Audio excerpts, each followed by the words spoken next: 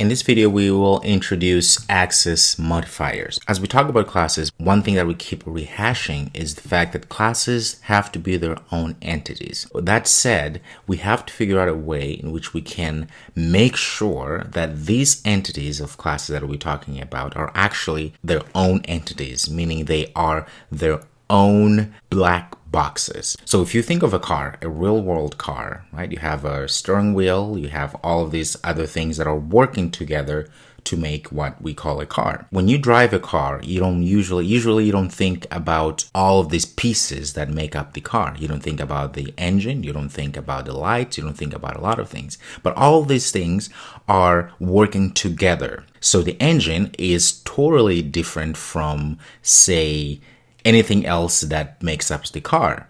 Okay, so the engine in this case could be a class. It's a class. It's its own entity. It's its own black box. All you know is that the car has an engine and it works with other parts of the car to make what we call a car, to make it move. The same concept happens with classes. When we talk about classes, we're talking about emulating real world objects that connect together and work together. So now, in order to make sure that our classes are indeed these entities, these black boxes that can work by themselves, but work real well with other classes, we have to look at access modifiers.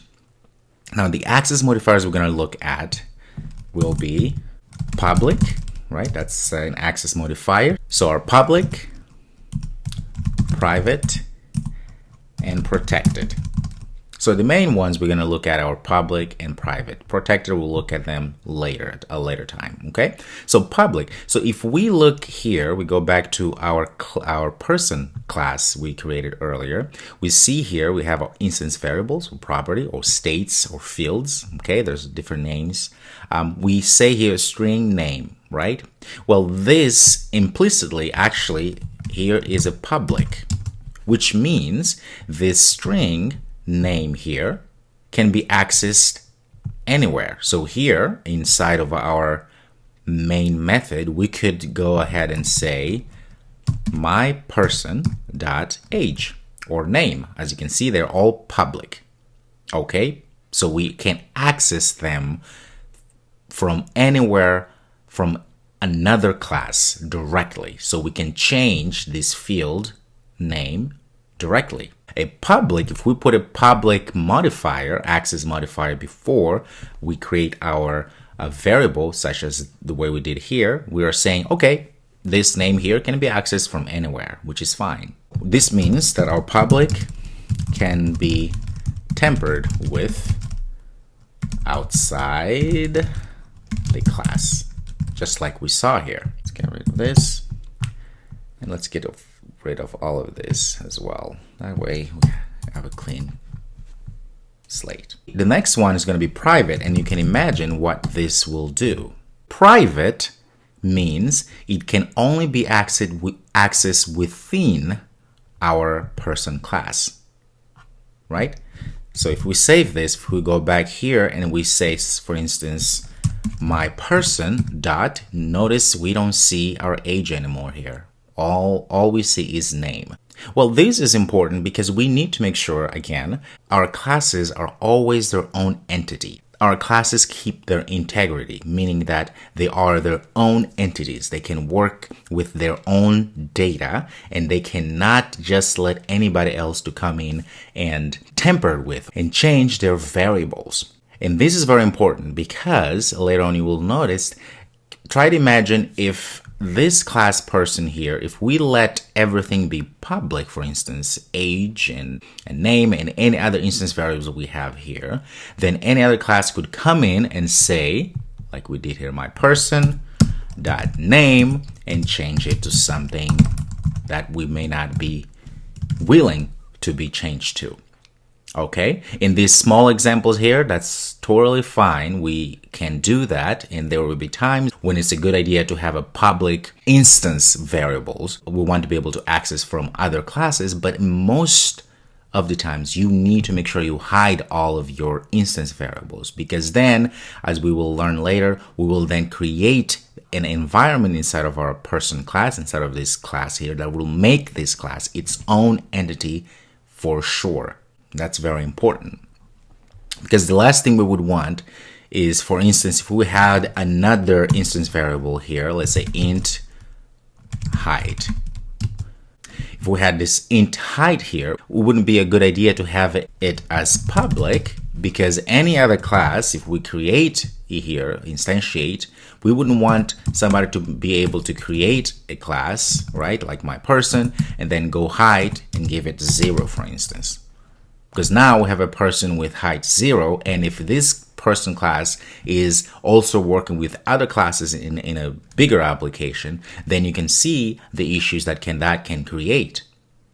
Okay, because now we have a person with height 0, which makes no sense in real world.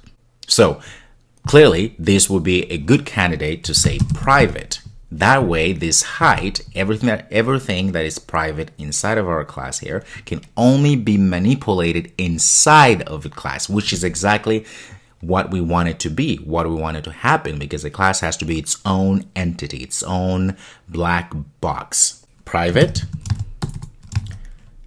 only used within the class in which it's defined. So what we can do now, inside, you will notice something.